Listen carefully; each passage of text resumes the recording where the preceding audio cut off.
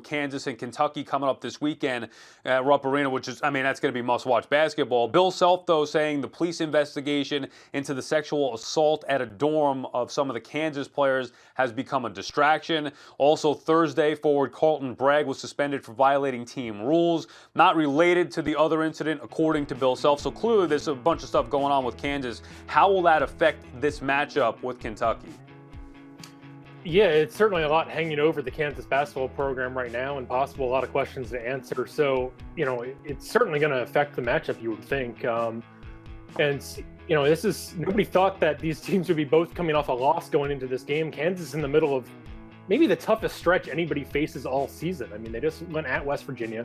Now they got to go to Rupp Arena and play Kentucky. Then they play Baylor next week. So it's as tough as anybody will see, 3 top 10 caliber teams. And, the suspension, limits Kansas's front court depth.